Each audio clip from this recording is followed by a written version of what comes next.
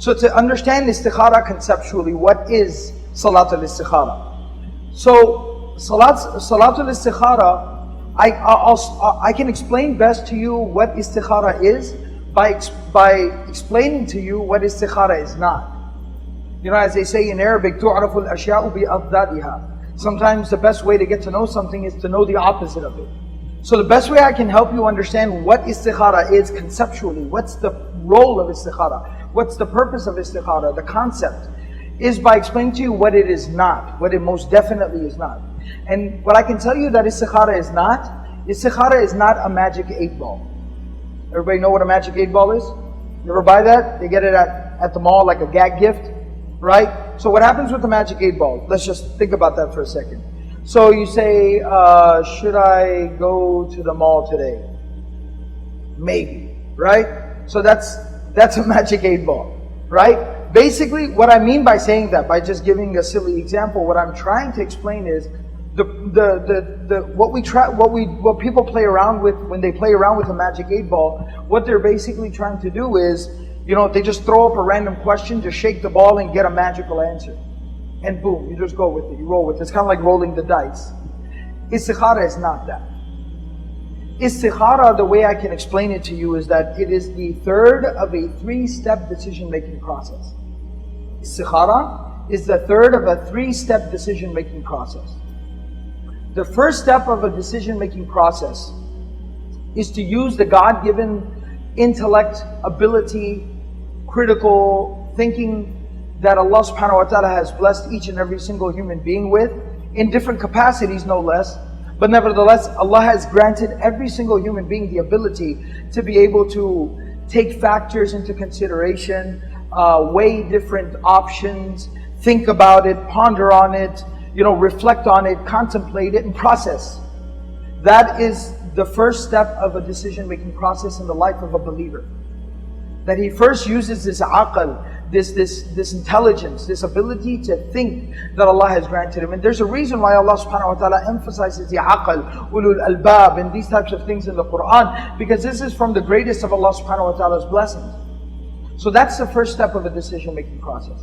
Take your circumstances into consideration, look at the options available to you, and then sit down and think and try to figure out, do some research, and try to come to somewhat of a conclusion. At least try to narrow your options and come to somewhat of a conclusion and decision.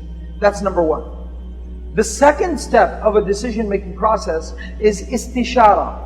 It sounds kind of like it rhymes with istikhara. It's because it comes from the same verb pattern, which basically is the Arabic word for seeking counsel, seeking advice, seeking counsel, seeking advice.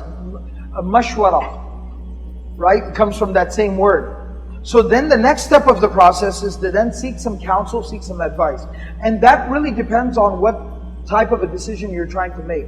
If you want to buy a car, so first you took a look at, did some research online, you maybe went a little car shopping, looked at a few cars, maybe test drove something, and you narrowed it down to about 3-4 different cars that you're thinking about.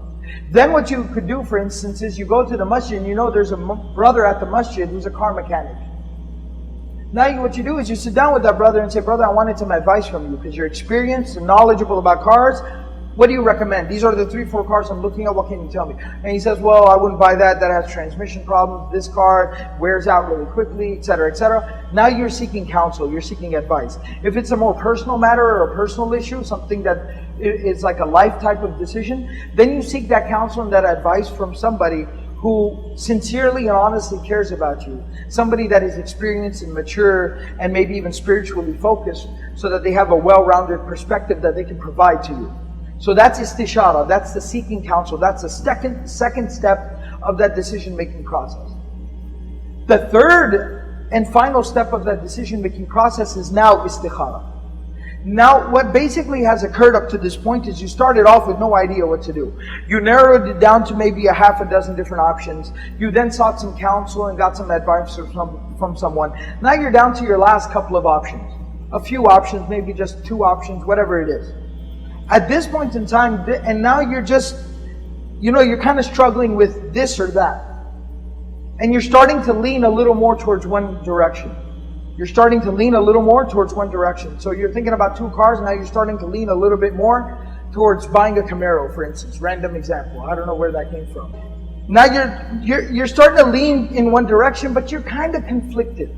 You're just a little bit conflicted. You just need a little bit of a push. You need a little convincing. You're looking for that confidence to make your decision. That you kind of have come to now through critical thinking. Apply your intellect, do some research. Number two, you sought some counsel. Now you're starting to lean in a direction, but you require some confidence. You need some clarity of mind and heart. That is where Istikhara comes into play. And that right there, what I've just explained to you, removes many of the issues and questions that people have about Istikhara itself. A lot of people are confused about Istikhara because people try to use it like the magic 8-ball. I gotta buy a house, let me do Istikhara. What do you think is gonna happen? Like, are you magically just gonna see a house like in your dreams, and then all of a sudden that's the house, and then you go searching for it, and then you find it, and then you buy it? It doesn't work that way.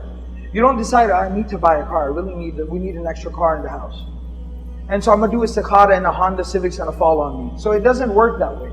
That's not how, and when people try to utilize Istikhara in that way, then they walk away confused. I made Istikhara and I'm so confused. Sheikh, I made Istikhara and I can't figure anything out. It's not working. It's not working. You don't change the batteries in your Istikhara, right? What basically is going on is that you're not utilizing it properly. Anything that's not utilized properly, of course, it's not going to work right. So the thing is, you got to utilize it in the right way. You have to utilize it properly and appropriately. And that's the thing. So make sure that you turn it into the third of a 3-step decision-making process. That's the concept and the role of Istikhara. What is required to do Istikhara?